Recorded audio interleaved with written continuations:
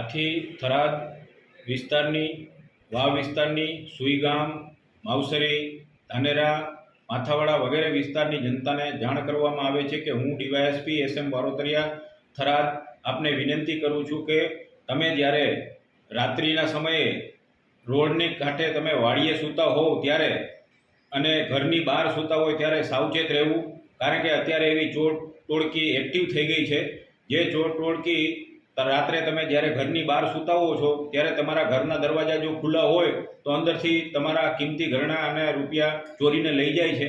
માટે દરેક જનતાને જાણ કરવામાં આવે છે કે રાત્રે તમે વાડીએ રહેતા હો અને રોડના કાંઠે હો ત્યારે સાવચેત રહીને સૂજો.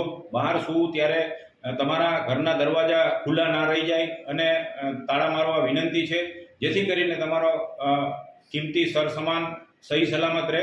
અને અમે તમને વિનંતી